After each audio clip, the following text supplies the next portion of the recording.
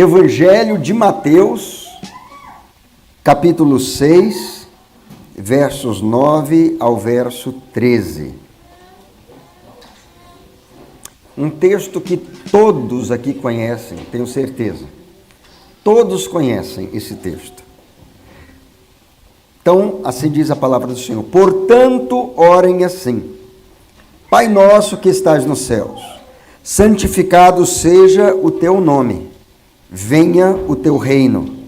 Seja feita a tua vontade, assim na terra como no céu. O pão nosso de cada dia nos dá hoje. E perdoa-nos as nossas dívidas, assim como nós também perdoamos aos nossos devedores. E não nos deixes cair em tentação, mas livra-nos do mal, pois teu é o reino, o poder e a glória para sempre. Amém. Glória a Deus. Você pode sentar. Pai, aqui está a tua palavra. Mais uma vez nós queremos submetê-la à ação do teu Espírito Santo, pedindo que o Senhor empodere essa palavra no coração de cada um dos nossos irmãos, aqueles que estão ouvindo nesse momento, que estão nos acompanhando através dessa transmissão e daqueles que terão acesso a essa mensagem no futuro. Pai, que a tua palavra, que é viva e eficaz, produza transformação em cada coração e, sobretudo, nos revele, Pai, o relacionamento que o Senhor espera ter conosco como Pai. Nós oramos assim em nome de Jesus. Amém. Amados, essa oração conhecida como a oração do Pai Nosso foi uma resposta de Jesus a um pedido dos discípulos que os ensinasse a orar. E é interessante que Jesus, ao responder esse pedido dos discípulos, ele vai dizer assim: quando vocês orarem, orem assim. Qual é a primeira palavra dessa oração? Pai. Talvez para a gente hoje isso soe tão comum ou tão familiar. Mas quando Jesus introduz esse modelo de oração, ele diz Pai. Pai nosso. O que Jesus estava dizendo? Que nós deveríamos nos relacionar com Deus, o Criador do universo, o Todo-Poderoso, o Excelso, Magnífico. Nós deveríamos nos relacionar com Ele como Pai. Sabe, queridos, qual é a ideia que nós temos de um pai? A verdade é que a nossa experiência terrena com o nosso pai, de certa forma, ela tem um impacto sobre o nosso relacionamento com Deus, com esse entendimento de pai. Talvez você está aqui, você teve uma experiência muito difícil com o seu pai terreno. Pode ser que haja pessoas aqui que cresceram sem a presença de um pai. Pode ser que haja pessoas que foram abusadas, violentadas por um pai. Pode ser que haja pessoas que foram ignoradas por um pai, foram amaldiçoadas pelo pai. Eu não sei qual é a sua experiência, eu não sei o que você passou, mas eu quero dizer para você que o Espírito de Deus hoje traz uma mensagem para abrir o nosso entendimento e resgatar a essência do entendimento que nós devemos ter de Deus como Pai. Diz que os executivos de uma empresa de cartões comemorativos decidiram fazer algo para o Dia das Mães. Então, eles montaram uma mesa em uma prisão federal e chamaram todos os detentos, convidaram-nos para enviar gratuitamente um cartão do Dia das Mães para suas mães. E o que aconteceu, queridos, é que as filas de detentos foi tão longa que eles precisaram buscar mais cartões. E dado o sucesso daquela experiência, eles pensaram em repetir o experimento no Dia dos Pais. Só que dessa vez nenhum detento compareceu para enviar um cartão para os pais. E na verdade, quando eles foram questionados sobre o motivo de não quererem escrever um cartão, muitos deles disseram que nem sequer conheciam o seu pai. Então eu gostaria de conversar com você nessa manhã. O tema da nossa mensagem é exatamente esse: entendendo Deus como Pai. É sobre isso que nós vamos refletir nessa manhã. Queridos, quando Jesus falou de Deus como Pai, ele estava trazendo uma nova dimensão de intimidade e relacionamento. E ele vai falar sobre Deus como Pai, principalmente ali no Sermão do Monte. Ele apresenta Deus como um Pai amoroso, acessível, enfatizando a proximidade, o cuidado de Deus por seus filhos.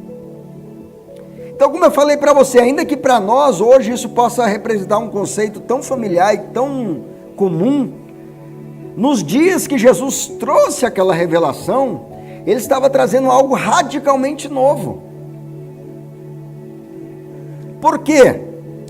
Porque o conceito que se tinha de Deus era de alguém que estava muito distante, era alguém que as pessoas deviam ter medo, era um ser inacessível. Então, antes de Jesus introduzir a ideia de Deus como Pai no Sermão do Monte, qual era a percepção dos judeus em relação a Deus?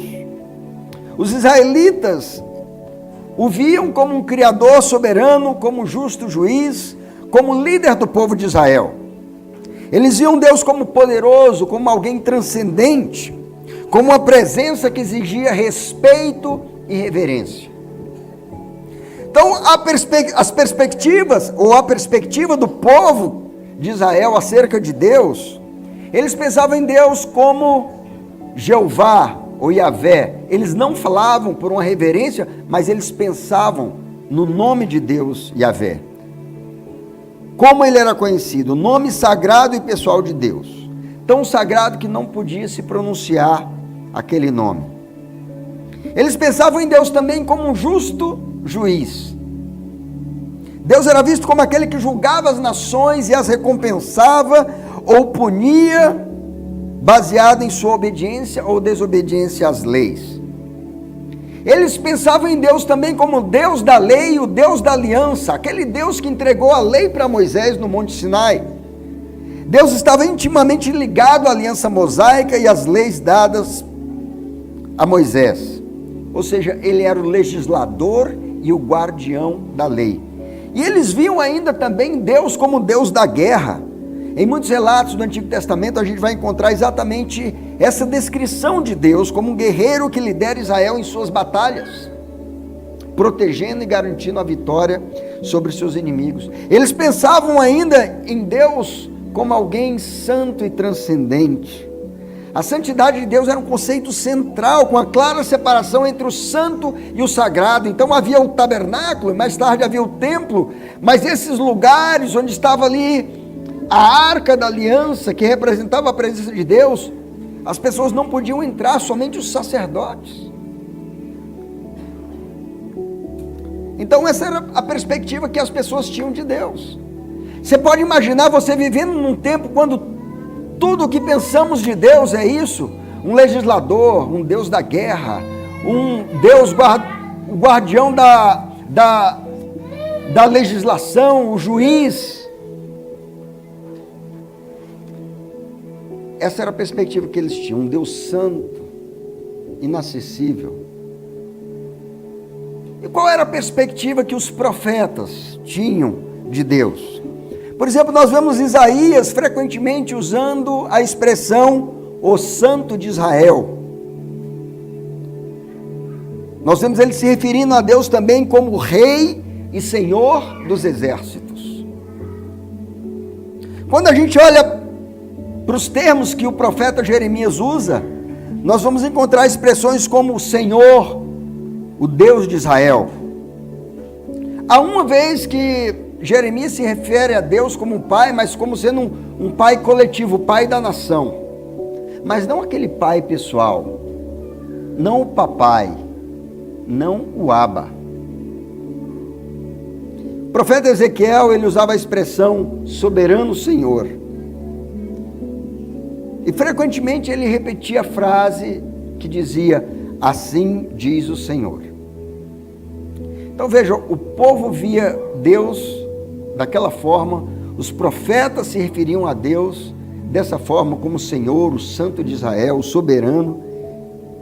E no tempo de Jesus, quando ele chega ali, os religiosos, os sacerdotes, o sinédrio, que era composto ali pelos sumos sacerdotes, escribas e anciãos, qual era a visão que eles tinham de Deus? Eles se referiam a Deus como Elohim, um termo genérico, usado frequentemente para enfatizar o poder e a majestade de Deus. Eles usavam também a palavra Adonai, porque não podiam falar o nome Yahvé. Então, eles falavam Adonai, que significa Senhor, como reverência. Eles também usavam o termo El Shaddai, o Deus Todo-Poderoso, enfatizando a onipotência de Deus. E eles ainda usavam a expressão Hashem, que significa o nome, para não mencionar o nome de Deus. Então, quando Jesus chega e ele vai dizer para os discípulos, olha, quando vocês forem falar com o supremo ser, com o Criador de todas as coisas, Jesus aqui ele quebra um paradigma de séculos, onde toda percepção, visão, entendimento que as pessoas tinham de Deus era de um ser transcendente, poderoso, inacessível. E aí, distante, Jesus diz, olha, vocês vão falar com esse ser chamando de Pai. Então ele diz, quando vocês orarem, orem assim, Pai Nosso. Gente, isso aí foi um choque muito grande. Foi um choque para uma cultura, para um pensamento estabelecido por séculos na mente das pessoas. Então, no Sermão do Monte, que vai ali dos capítulos 5 a 7 de Mateus, Jesus vai se referir a Deus como Pai por 17 vezes. Ninguém falava, ninguém chamava Deus de Pai. Os sacerdotes não chamavam de Pai, os profetas não chamavam de Pai, o povo não se referia a Ele como Pai. Era Elohim, Adonai, Hashem, o Senhor, o Santo de Israel, o Todo-Poderoso, El Shaddai e tantos outros termos, mas ninguém chamava Deus de Pai. Jesus, só no Sermão do Monte, 17 vezes, se refere a Deus como Pai.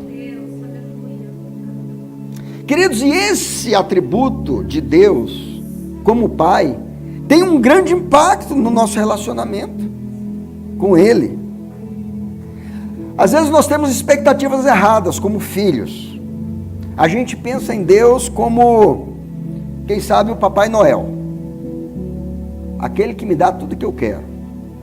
Basta eu ser um bom garoto, cumprir todas as obrigações e me assegurar que no tempo certo eu vou ganhar minha calói. Os mais novos aqui não vão saber dessa expressão, né? Mas tinha um comercial que dizia, a Calói é uma marca de bicicleta, né? E tinha propaganda que dizia, Papai Noel, não esqueça a minha Calói. Às vezes a gente tem a expectativa errada de que Deus é aquele papai bonzinho, é aquele papai que não me causa nenhuma dor, só faz o bem, só faz coisas que me fazem me sentir bem. E eu lembro que certa vez eu e a Cláudia fomos levar a nossa filha mais velha, ela era pequenininha, era um bebê ainda assim, tinha alguns aninhos, fomos levá-la para a vacinação, 2 aninhos, e ela, na hora que ela viu aquela agulha, ela ficou assustada, né, e ela esperava que o papai dela fosse livrá-la daquela agressão. E quando ela foi furada pela enfermeira ali, eu segurei ela e a enfermeira enfiou a agulha nela. Ela ficou tão irada comigo que ela disse: papai, você deveria me proteger. Como que você permitiu que ela fizesse isso comigo? Sabe o que eu vou fazer? Eu vou pedir para Deus lançar você na cova dos leões. Tamanha era a revolta dela, porque na cabecinha dela, o papai tinha que ser aquela pessoa boazinha, que só fazia coisas que a fizessem se sentir bem. E às vezes a gente vive um relacionamento com Deus com essa perspectiva também, que Deus é aquele ser bonzinho que só faz aquilo que que faz a gente se sentir bem. Às vezes a gente tem também uma visão equivocada de Deus como sendo aquele Deus assim, permissivo, que faz vista grossa para as coisas erradas que a gente comete. Ou às vezes a gente tem aquela visão de que Deus é um papai que vai se render ou ceder à minha manipulação. Mas em Mateus capítulo 6, nessa oração, principalmente nessa oração que Jesus ensina os discípulos como falar com Deus como Pai, que nós vamos encontrar as características do que podemos esperar de um Pai perfeito. Pai perfeito no sentido que Ele é pleno, que Ele é justo, que Ele é fiel, que Ele é sábio, que Ele é poderoso. Nenhum pai humano da terra é perfeito. E às vezes as imperfeições paternas, terrenas, dado o grau de imperfeição ou de erros, ou de exemplo que nós tivemos, acaba afetando a minha visão do Pai Celestial. Mas em Mateus capítulo 6, por exemplo, no verso 4, vemos aqui a primeira característica de um pai. Como devemos entender a Deus como pai? O que nós esperamos de um pai é que ele seja justo. Verso 4 diz assim: e o seu pai que vem em secreto lhe dará a recompensa. Então Jesus fala que quando a gente orar, quando a gente jejuar, quando a gente der esmolas, nós devemos fazer isso em secreto, porque o nosso Pai, que vê a nossa atitude, a nossa motivação em secreto, nos recompensará. Queridos, recompensa é baseada num conceito de justiça. Quando você fala em recompensa, automaticamente você está pensando num padrão de justiça. Nós crescemos entendendo isso, não é verdade? É inconcebível a gente aceitar que se recompensa o injusto e que se pune o justo. A recompensa, ela está atrelada a um padrão de justiça. E aqui nós vemos a revelação do caráter de um Deus justo, quando diz: e o Pai que vê você em secreto o recompensará. Nós vamos ver nos versículos 14 e 15 esse mesmo princípio de justiça. Quando o Senhor fala: porque se perdoarem aos outros as ofensas deles, também o Pai de vocês que está no céu, olha, o Pai que está no céu, perdoará vocês. Se porém não perdoarem aos outros as ofensas deles, também o Pai de vocês não perdoará as ofensas de vocês. Veja que nós estamos encontrando um padrão de justiça, não é verdade? Como que você espera ser perdoado por Deus se você não está disposto a perdoar? É um padrão de justiça, não é? É claro, está claro aqui esse padrão. Então, a perspectiva que nós temos de Deus como Pai é que um pai deveria ser alguém justo.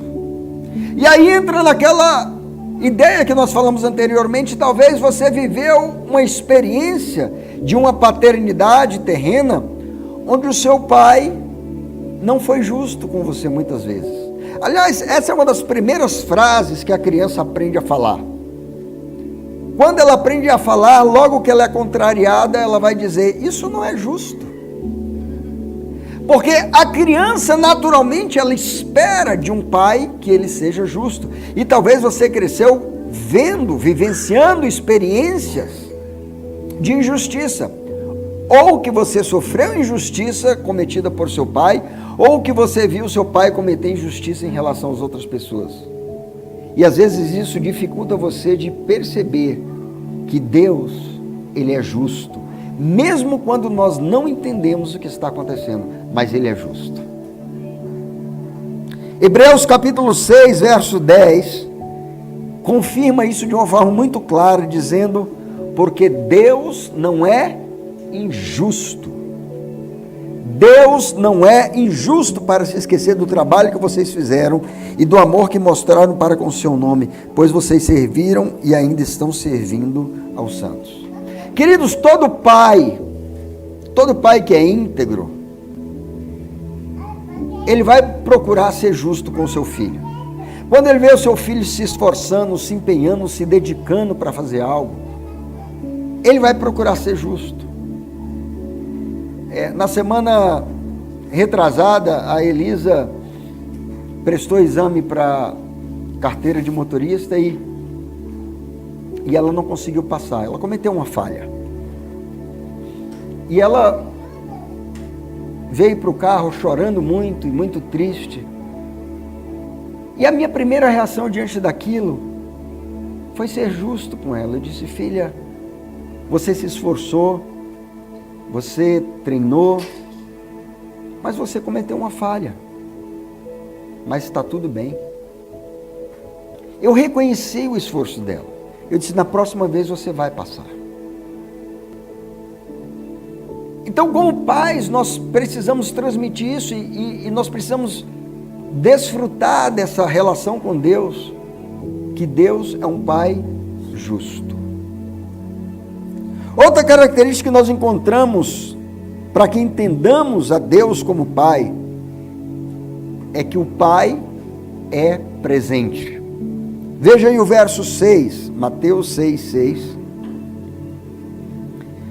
O Senhor Jesus, na oração, quando Ele vai ensinar a orar, Ele vai dizer assim: mas vocês, quando orarem, entrem em seu quarto e, fechada a porta, orem ao seu Pai que está em secreto. Não é interessante isso aqui que Jesus fala? Jesus não falou assim: olha, quando vocês quiserem falar com Deus, vão lá para a igreja. E no momento do culto, quando estiver todo aquele ambiente litúrgico e religioso, então vocês poderão falar com Deus. Ou ele não disse: olha, quando vocês quiserem falar com Deus, Jesus não falou para os seus discípulos: procurem lá o Anás e o Caifás, o sumo sacerdote de Israel, e peçam para que eles façam essa mediação entre vocês e Deus. Não. Ele falou: quando vocês quiserem falar com o Pai, entre no seu quarto e fale com o seu Pai, porque Ele estará ali. Ainda que você não veja, ainda que esteja de uma forma secreta, mas Ele estará ali. E o teu Pai que te vê em secreto te recompensará. Queridos, isso é de um consolo e de uma alegria tão grande, porque isso significa que não existe lugar nesse mundo, aonde você esteja, que você não possa levantar a sua voz e falar com o Pai que te ouve. Seja no deserto, seja no lugar mais longínquo, como o salmista diz: para onde fugirei da tua face, para onde me ausentarei da tua presença? Se suba aos céus, lá estás, se faço a minha cama no mais profundo abismo, também ali tu estás. Em todos os lugares, nós temos a promessa daquele que diz: nunca vos deixarei, jamais te abandonarei. Queridos, uma das maiores seguranças, uma das maiores alegrias ou conforto que alguém pode ter, que um filho pode ter, é a garantia de que o seu pai está presente. Amém. E o contrário também é verdadeiro. Um dos maiores golpes que se pode produzir numa criança é ser um pai ausente. O abandono é algo que produz marcas profundas no coração de uma criança. Porque o que se espera de um pai é que ele seja presente. E existem diferentes formas de presença ou de ausência. Às vezes o pai é presente fisicamente, mas ele é ausente financeiramente. Às vezes ele é presente fisicamente, mas ele é ausente emocionalmente. Ou às vezes é o contrário, ele provê tudo para casa, mas ele é tão dado ao trabalho, à carreira, ao serviço, ao hobby, aos seus amigos, ou ao seu lazer, que ele não tem tempo para os filhos. Às vezes ele está em casa, mas ele só tem tempo para assistir o jogo de futebol, ou para estar compenetrado com os seus interesses, mas ele não tem um tempo de qualidade com o filho. Ele é um pai ausente. Mas quando nós olhamos para Deus, Jesus está dizendo, ele é um pai presente. E quando você o invocar, ele responderá.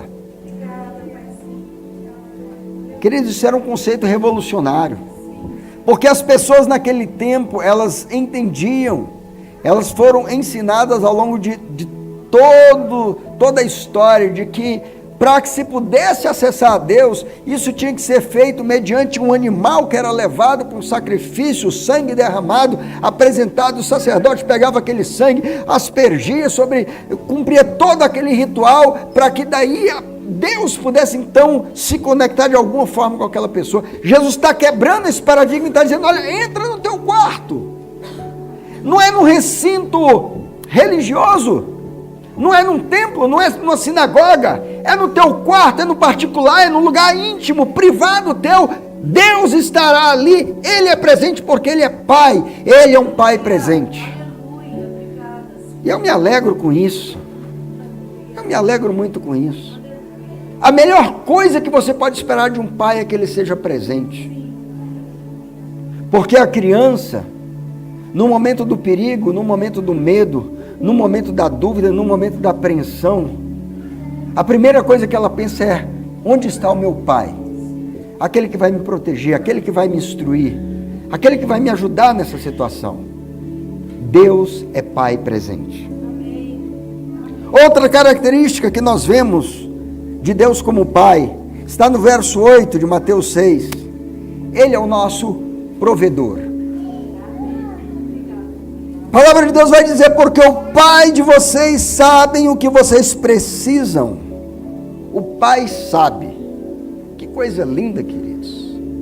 O Pai sabe do que vocês precisam antes mesmo de vocês pedirem. Talvez a sua experiência com o seu pai terreno foi de uma vida de escassez, foi de você ter vivido momentos onde faltavam as coisas em casa. Talvez você viveu situações de muita carestia, de muito sofrimento. Talvez a sua infância foi marcada por desejos, às vezes por coisas simples e pequenas que você ansiava tanto ter. Chupar um sorvete, ir num parque de diversões, fazer uma viagem. Mas o seu pai não tinha condições de prover isso. Ou talvez você tinha uma necessidade legítima que não pôde ser atendida porque o seu pai não provia isso. Ou talvez você cresceu numa situação ainda pior. Você cresceu vendo faltar coisas na despensa de casa, porque o dinheiro que o seu pai ganhava era consumido pela bebida, por vícios, por droga ou por outras situações. E isso marcou ali a sua infância. Isso pode provocar uma dificuldade de você confiar que o Deus Pai é provedor, que Ele conhece a sua necessidade antes mesmo de você mencioná-la. Mas Ele é fiel. Ele é o provedor. É por isso que Jesus, na oração do Pai Nosso, no verso 11, Ele nos ensina a orar dizendo isso. porque é uma característica legítima. O pão nosso de cada dia nos dá hoje. Você pode pedir. Não é que Deus vai dar tudo que você pedir, porque algumas coisas que nós pedimos nem é bom para nós. Mas aquilo que você necessita, o Pai sabe da sua necessidade. Você acha que aquela criança ali, ela está preocupada se tem leite em casa? Se vai ter roupa para ela vestir daqui a um mês? Quanto mais, a palavra de Deus, o Senhor Jesus fala assim, se vocês que são pais, que são imperfeitos, que são maus, sabem dar boas coisas aos seus filhos, quanto mais o vosso Pai Celestial dará boas coisas àqueles que o pedirem. Isso é um conforto muito grande, queridos. É um conforto, é uma liberdade que Jesus nos ensina nesse sermão, dizendo, olha, quando vocês orarem, vocês vão falar com Deus Todo-Poderoso, o Criador do Universo, dizendo, papai, eu gostaria disso. Confiando que se Ele quiser, se Ele entender que aquilo é bom para você, Ele vai suprir. E eu tenho certeza que se eu passasse aqui o microfone para cada um de você contar um testemunho de situações que você orou e pediu ao Pai, e Ele de uma forma surpreendente te abençoou.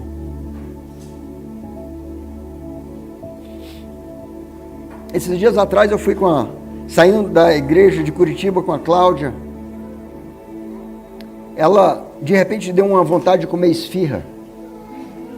E aí nós fomos no Shopping Miller, atrás de algum restaurante que pudesse comer esfirra, e já estava fechando, e finalmente nós achamos um local lá, no último andar, era um restaurante árabe, e aí, quando ela sentou, depois já mudou, já não era mais o desejo de comer esfirra, ela mudou o cardápio, queria comer outra coisa, aí, eu querendo alegrar o coração da minha esposa, eu falei, então tá, vamos pedir esse, o que era?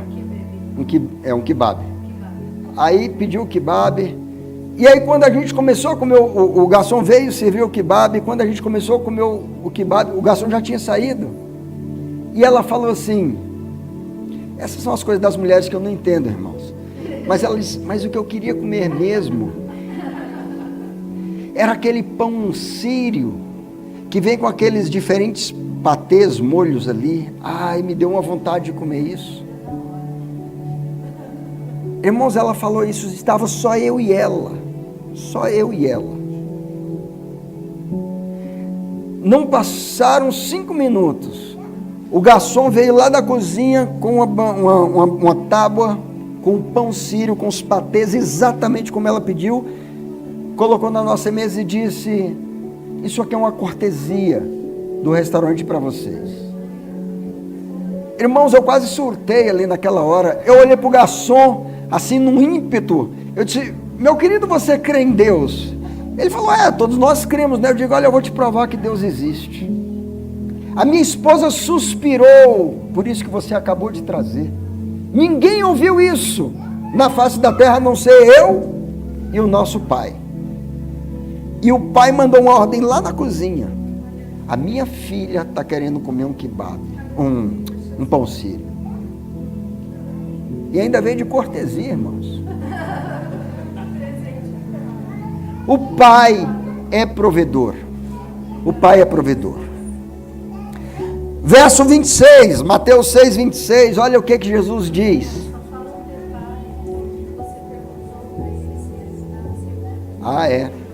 Eu pergunto, aí depois veio um outro garçom e eu contei a experiência, né? Eu estava impactado pela experiência da provisão de Deus. E eu falei, é comum vocês fazerem isso? Trazer uma cortesia? Ele falou, não, isso muito de vez em quando acontece. E assim, queridos, de um cardápio de uma cozinha árabe com trocentos itens lá, foi trazer exatamente o que ela suspirou. É um Deus provedor. O verso 26 diz assim, observem as aves do céu, que não semeiam, não colhem, nem ajuntam em celeiros. No entanto, o Pai de vocês, que está no céu, a sustenta. será que vocês não valem muito mais do que as aves? Olha, meu querido, quando você estiver duvidando da provisão de Deus, quando você estiver aflito, ansioso, se a sua necessidade vai ser suprida ou não, sai de casa, vai para a rua e olha para alguma árvore e procura algum pássaro ali. Quando você olhar para aquele passarinho, lembre-se de que ele está vivo porque o Senhor o sustenta. E lembre-se dessa promessa: se o Pai sustenta a ave, quanto mais vocês valem muito mais do que as aves. Então o que se espera de um pai é que ele seja o provedor. E Jesus revela esse caráter paterno de Deus. Deus, ele é provedor. Ele é justo, ele é presente, ele é provedor, mas ele também é honesto, íntegro. Verso 9, na oração diz assim: Pai nosso que estás no céu, santificado seja o teu nome. Queridos, a santidade de Deus revela uma faceta da sua natureza que diz que nele não há mácula, não há imperfeição, não há dolo, não há mentira, não há engano, não há mancha, não há pecado. Ele é santo. Não existe nenhum ser humano que compartilhe, que possa chamar para si esse atributo. Nós dizemos que somos santos não pela nossa perfeição, mas porque fomos santificados. Mas o santo perfeito, só há um, que é Deus. Então o que a gente espera do nosso Pai terreno é que ele fosse uma pessoa honesta, íntegra, com uma moral inabalável. E talvez você cresceu numa realidade onde você viu o seu pai contar mentiras. Talvez você viu o seu pai enganar pessoas. Talvez você viu o seu pai usar de manipulação e de esquemas e armações humanas. Talvez você viu o seu pai cometendo atos imorais, que talvez lá no fundo do seu coração, como uma criança inocente, você nunca falou isso para ele. Mas você pensou: puxa, o meu pai fez isso. Sabe por quê, queridos? Porque na cabeça da criança, o pai deveria ser aquele herói, aquele exemplo, aquela referência de pessoa íntegra, honesta. E aí, de repente, ao longo do caminho, você se decepcionou com comportamentos de um caráter maculado. E aí você pensa: mas e Deus? Será que ele não vai enganar? Será que ele não vai mentir? E Jesus está dizendo: olha, Deus é santo. O Pai de vocês é santo. Isso é algo muito bom, porque isso significa que nós podemos confiar, que o Senhor jamais vai nos enganar, que o Senhor jamais vai deixar de cumprir algo que Ele prometeu, porque como pais terrenos nós falhamos, às vezes prometemos algo, até temos a intenção de cumprir, mas algo acontece e nós não cumprimos.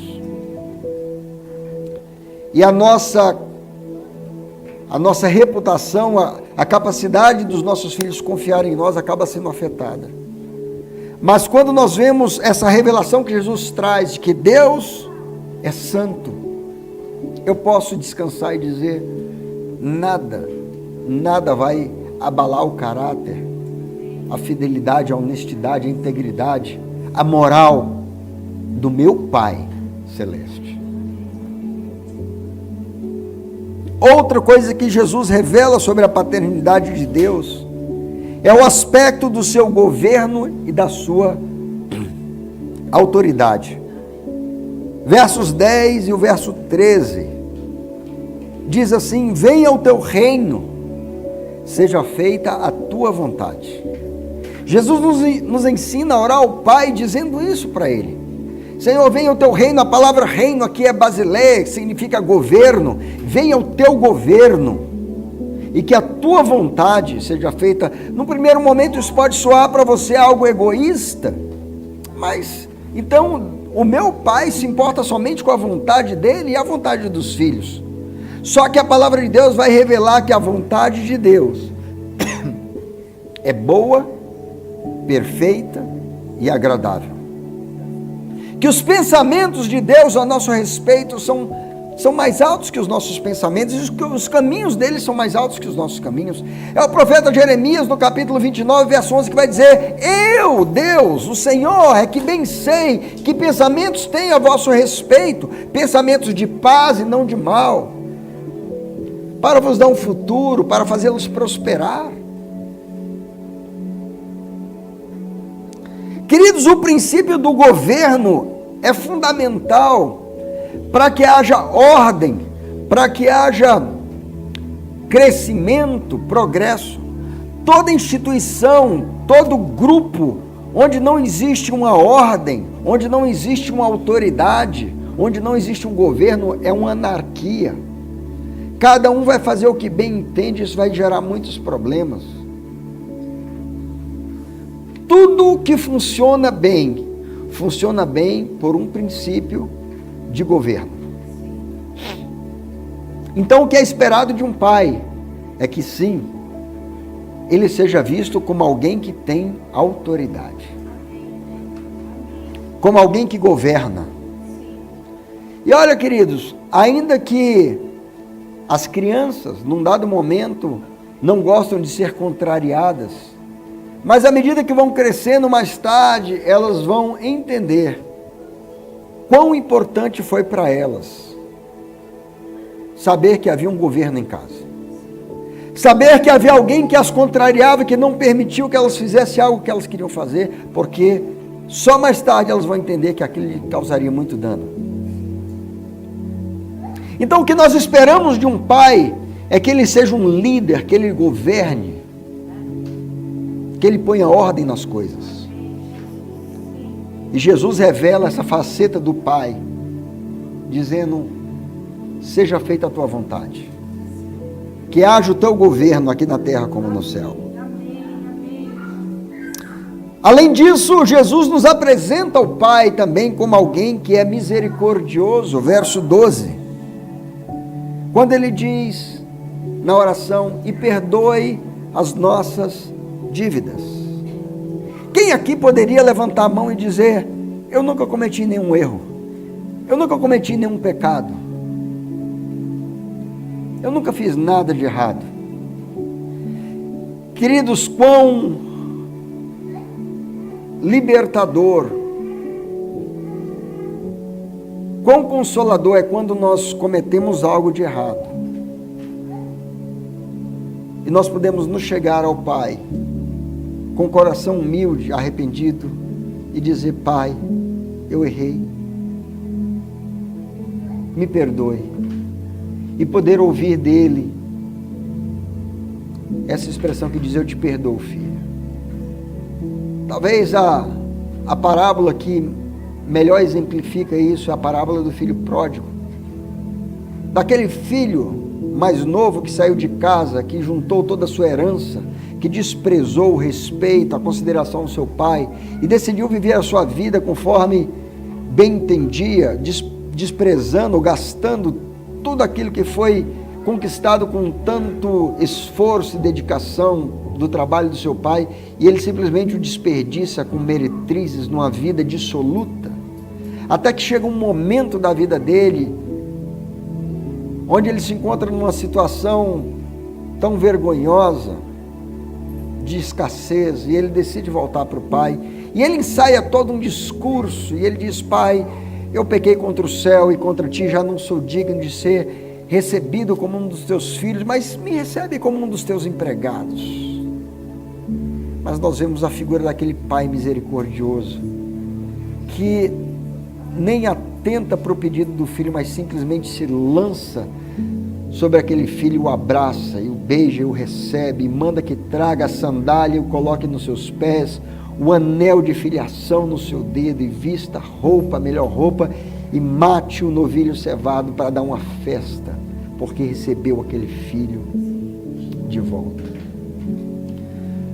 Amados, talvez a sua experiência com seu pai terreno foi a experiência de um pai carrasco, de um pai que estava sempre com um porrete na mão para te castigar com raiva, com severidade, diante de toda e qualquer falha, até mesmo diante das coisas pertinentes a uma criança. Quantos filhos foram violentados fisicamente por um pai que abusou da sua autoridade, espancando e maltratando, agindo com raiva e com violência contra os filhos? Talvez isso dificulta muito o teu relacionamento com Deus, entender que Ele é misericordioso. Talvez você fique em pânico quando a tua consciência te acusa de que o que você fez foi errado. E aquilo te bloqueia de você sequer levantar sua voz para falar com o Pai. Mas Jesus diz: o Pai de vocês é misericordioso. E assim como Ele é misericordioso, Ele nos ensina a que também sejamos misericordiosos. Lucas 6,36: sejam misericordiosos, como também o Pai é misericordioso. Não é bom saber disso? O nosso Pai é misericordioso. Apesar das minhas falhas, dos meus erros, das coisas que às vezes eu faço e sinto vergonha, eu sei que posso chegar diante dele, arrependido, e dizer: Pai, tem misericórdia de mim. Jesus revela ainda o Pai como alguém que é protetor. Verso 13, Mateus 6,13. Quando ele diz: e não nos deixe cair em tentação, não nos deixes cair em tentação, mas livra-nos do mal. Queridos, nós vivemos num mundo perigoso. Esse mundo é um mundo caído. Esse mundo é cheio de maldade. Você tem dúvida? Ligue a televisão. Passe 5 minutos assistindo o que passa ali, que você vai ter uma amostra de quanta maldade, perversidade, perigo, quantas coisas terríveis estão ao nosso redor. Nós vivemos num mundo muito perigoso. Quão consolador é saber que nós podemos nos voltar para um Pai que tem um compromisso de nos proteger. E Jesus nos ensina a orar ao Pai dizendo isso: livra-nos do mal. Novamente, talvez você tenha tido uma infância, uma experiência de que em situações que você estava correndo um risco muito sério, que você anelou, desejou que o seu pai estivesse ali para protegê-lo, seu pai estava ausente, seu pai o havia abandonado, seu pai estava distraído em outras coisas, e você sofreu um dano, você sofreu uma dor muito grande, você sofreu um prejuízo, você talvez quase perdeu a vida, porque não havia alguém para proteger você. Mas Jesus diz aqui: o Pai, a quem nós podemos falar com Ele, Ele tem um compromisso de nos guardar, de nos proteger. Por isso, queridos, que Jesus sempre se apresentava aos seus discípulos usando uma expressão: não temas. Quando Ele vai ao encontro dos discípulos naquele barco que está sendo açoitado pelas ondas, o vento que sopra forte, eles estão aflitos e desesperados. Ele diz: tem de bom ânimo, não temas, sou eu. Ego eimi, sou eu. Sou eu, o Pai de vocês que está aqui. Outro caráter, outro atributo do Pai, outra característica do caráter de Pai que Jesus apresenta, é que Ele é encorajador. Verso 26, quando Ele diz assim: será que vocês não valem muito mais do que as aves? Sabe o que acontece, queridos? Às vezes nós enfrentamos um momento de desânimo nessa vida, às vezes as pressões são tantas, às vezes nós lutamos, nos esforçamos, nos empenhamos, e parece que a coisa não dá certo, e a gente é assaltado por aquele sentimento de desistência, e a gente está a ponto de jogar a toalha. Mas como é bom quando tem alguém que nos ama, que chega ao nosso lado e diz: não desista, filho, vai dar certo, você vai conseguir. Uma palavra dessa, queridos, ela é medicina, ela fortalece, ela encoraja, ela levanta a pessoa. E Jesus, Ele nos mostra isso, Ele diz: olha as aves, será que vocês não valem muito mais? Então não fiquem desanimados, temerosos. O Espírito Santo, o Espírito do Pai, Ele é chamado de o Consolador, o encorajador. Você está precisando de uma palavra de encorajamento? Talvez você levantou nesse dia com uma tristeza de alma, com um desânimo, achando que a vida está um fardo muito pesado, difícil de levar. Mas tem um convite do Senhor para você, dizendo: vinde a mim todos vós que estáis cansados e sobrecarregados, tomai sobre vós o meu jugo e aprendei de mim, que sou manso e humilde de coração, e encontrareis descanso para as vossas almas, porque o meu fardo é suave, o meu jugo é suave e o meu fardo é leve. Nós temos esse Pai que nos chama para Ele quando nós estamos desanimados e diz: recobra força, recobra ânimo, tem de bom ânimo. E ainda, queridos, por último, para a gente concluir aqui, Jesus apresenta o Pai como sendo alguém generoso. Veja aí comigo Mateus capítulo 7, verso 11. O Pai que está nos céus dará boas coisas aos que lhe pedirem. Não apenas Ele supre aquilo que é uma necessidade legítima nossa, mas muitas vezes Ele satisfaz até mesmo a simples desejos, como eu contei esse testemunho da Cláudia que queria comer aquela comida árabe. Talvez você teve essa experiência de desejar algo que não era necessariamente uma necessidade, que se você não tivesse aquilo você não ia sofrer ou ter algum prejuízo, mas simplesmente era um desejo, era um mimo. E o Pai diz: eu quero abençoar o meu filho. Ele é generoso. Então, amados, vocês conseguem perceber o impacto que o ensino de Jesus trouxe para aquela cultura, para aquele tempo? Ele diz: olha, quando vocês forem orar ao Deus do universo, ao Eterno, ao Criador, vocês vão falar com Ele e se referir a Ele de Pai.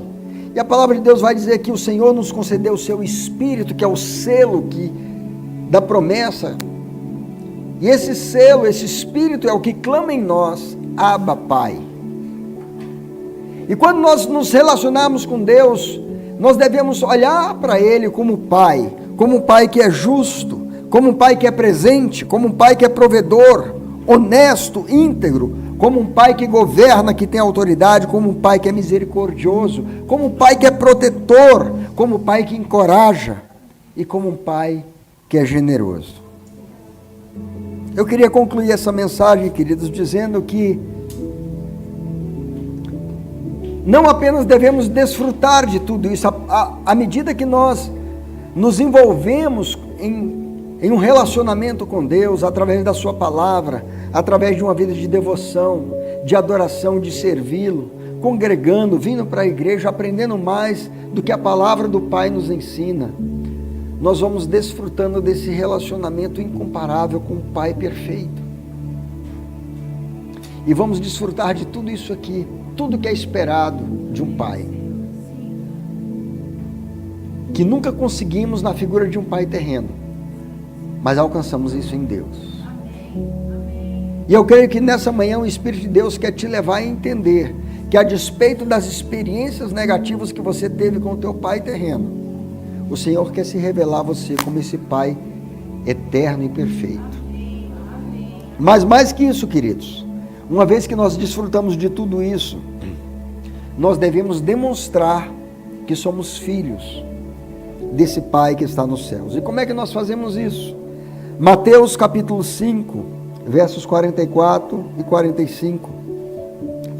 Ali ainda no Sermão do Monte, o Senhor Jesus diz assim: eu, porém, lhes digo, amem os seus inimigos e orem pelos que perseguem vocês.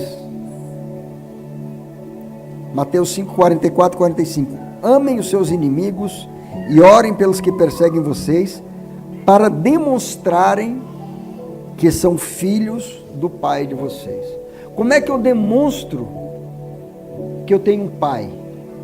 Um Pai celeste, perfeito, justo, provedor, íntegro, que governa, que encoraja, que me abençoa, que está presente. Como é que eu demonstro isso?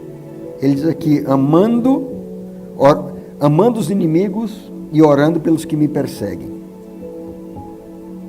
para que vocês demonstrem que são filhos do Pai de vocês que está nos céus. Porque Ele faz nascer o sol sobre maus e bons, e vir chuva sobre justos e injustos.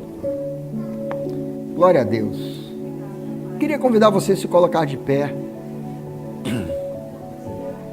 Você pode nessa manhã responder a essa mensagem do Pai.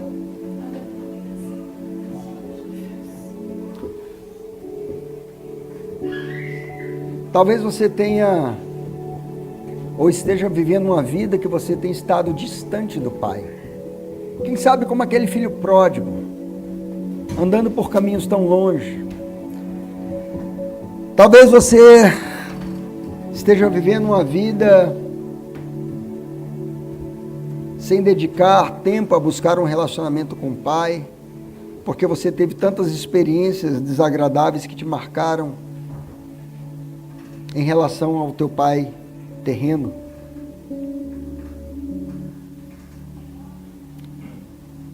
Abra os seus lábios agora e comece a falar com o Senhor. Você pode dizer para Ele nessa manhã, porque Ele está aqui, queridos. Você pode dizer: Pai, me ajude nessa manhã. Eu quero restaurar o meu relacionamento com o Senhor. Me ensina, Senhor, caminha comigo nessa trilha que vai me levar para esse relacionamento com o Senhor, como esse Pai perfeito.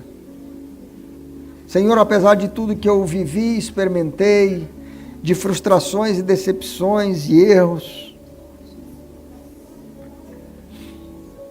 eu ouvi a Tua palavra nessa manhã, e eu te louvo porque o Senhor é esse Pai perfeito, presente, cuidadoso, generoso, encorajador, protetor.